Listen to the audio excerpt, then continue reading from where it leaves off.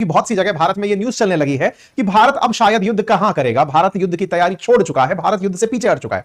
लेकिन हमारा पड़ोसी मुल्क, हमारा दुश्मन पाकिस्तान युद्ध की कंप्लीट तैयारियों में बहुत अच्छे से लगा हुआ है। बहुत अच्छे से लगा हुआ है का मतलब यह है कि उसने उस दिन से ही यह समझ लिया जिस दिन भारत के प्रधानमंत्री ने तीनों सेना के अध्यक्षों से कहा कि जगह आप डिसाइड करिए, समय आप डिसाइड करिए, तरीका भी आप ही डिसाइड करिए कि कब आपको अटैक करना है। ऐसे में पाकिस्तान ने इसे खुद के लिए एक मैसेज माना और मैसेज मान करके अपनी सुरक्षा के लिए आवश्यक कदम उठाने शुरू कर दिए। और उन आवश्यक कदमों में जहां भारत के द्वारा दुनिया भर के नेताओं को अपनी स्थिति से अवगत कराया गया, पाकिस्तान के द्वारा अपने प्रधानमंत्री के लीडरशिप में जहां तुर्की की यात्रा की गई, तुर्की का साथ उसी समय मांगा गया। इतना ही नहीं, इसी बीच में तुर्की के द्वारा इनको अपनी नेवी का शिप पाकिस्तान की सीमा पर भेजते हुए पाया गया। आज की हेडलाइन है कि तुर्की का नेवल शिप इस समय पाकिस्तान की विजिट करने मैरीटाइम कॉर्पोरेशन के तहत आ चुका है, जिसका नाम है टीसीजी बुयुकड़ा। अब ये जो नाम से, ये जो बोयोकड़ा करके नाम से इनका जो नेवल शिप है, ये इस समय आ चुका है। अब आपके दिमाग में एक प्रश्न आएगा और वो सबसे बड़ा प्रश्न ये होगा, नेवी की मदद के लिए ही क्यों? पहला सवाल। दूसरा सवाल, यहां पर नेवी के लिए एक शिप आया है, इसको इतना बवाल क्यों देना?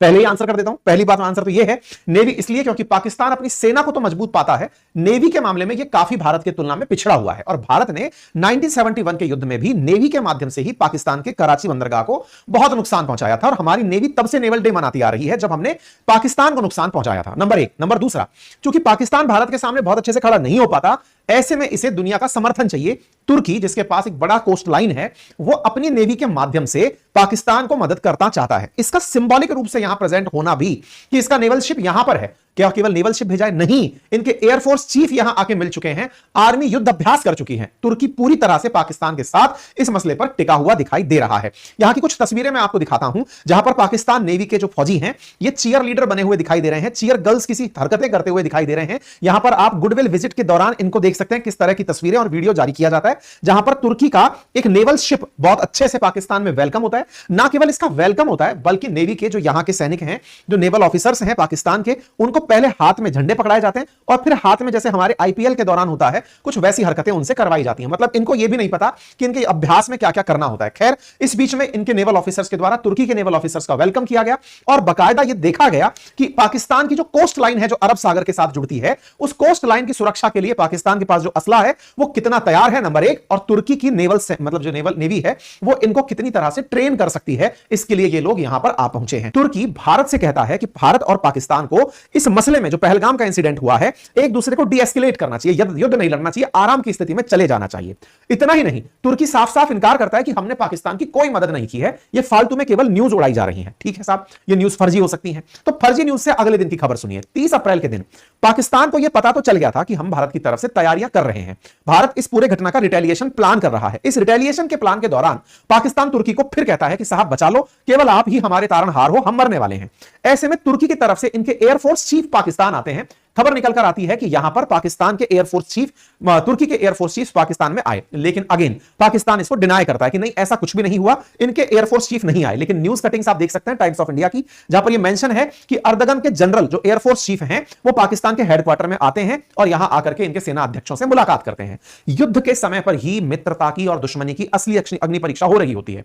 पाकिस्तान तुर्की के साथ बहुत अच्छे से अपने रिलेशंस को मेंटेन करते हुए तुर्की को अपने मुंहपाश में बांधता जा रहा है। हालांकि हमने पहले भी बताया है कि तुर्की को पाकिस्तान से चाहिए क्या। आंसर केवल इतना है कि वो ओआईसी में या यूएन में, और जहां मुस्लिम देशों का प्रतिनिधित्व होता हो, तुर्की को अपनी पुरानी जो खलीफेट है, खलीफा बनने की जो चाहत है, उसे वापस जिंदा रखना है। इसी कारण से वो पाकिस्तान को अपने पिछलग्गू की तरह पालकर चलता है कि इतनी बड़ी संख्या में मुसलमान तुम्हारे यहां रहते हैं, वो अगर हमारे साथ होंगे तो हमको ही राजा मानेंगे, हमें खलीफा मानेंगे, धर्म के आधार पर सऊदी से बड़ी ताकत हमारे पास होगी, ऐसा तुर्की का मानना है। चलो साहब, तो फिलहाल के लिए इनके नेवी का यहां वेलकम हो जाता है, नेवी का वेलकम होता है। और इसी बीच में इनसे पहले भी इनकी आर्मी जो है वो तुर्की के साथ में वो करने जाती है, युद्ध अभ्यास करने जाती है। पाकिस्तान की आर्मी, नेवी और एयरफोर्स तुर्की के साथ इस समय क्लोज कोऑर्डिनेशन में है। और चूंकि नेवल शिप तुर्की की तरफ से यहां आ चुका है, आया उसको मित्रतावश दिखाया गया है, लेकिन ध्यान देने वाली बात यह है कि अगर भारत कोई कार्रवाई करता है और नेवी के शिप पर, जो तुर्की का नेवल शिप यहां आया है, उसे अगर कुछ होता है तो नेवी के साथ साथ तुर्की भी यहां इन्वॉल्व हो जाएगा भारत के साथ युद्ध में, और वो डायरेक्ट कन्फ्रंटेशन करने होगा।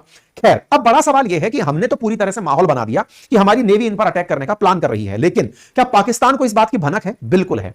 अब इस भनक को मैं आपको इस वीडियो के माध्यम से सुनाऊंगा, जो पाकिस्तान की नेवी का है, जिसने लाइन लिखी है, हर लहजा तैयार। साथियों, यह वीडियो है पाकिस्तान की नेवी द्वारा जारी किया गया, जिसमें पाकिस्तान के नेवी चीफ अपनी सेना को कहते हुए पाए जा रहे हैं कि अब वक्त आ गया है जहां हमें अपने देश के लिए काम करना है, काम आना है।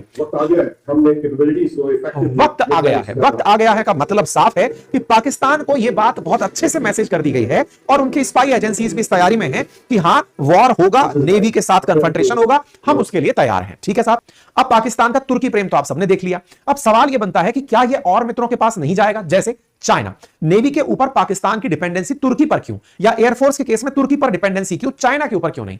क्योंकि चाइना ने आज तक कोई वॉर लड़ा नहीं। चाइना आज तक अपने वेपन्स की टेस्टिंग नहीं कर पाया है। तो आप कहेंगे तुर्की ने कौन सी वॉर लड़ ली?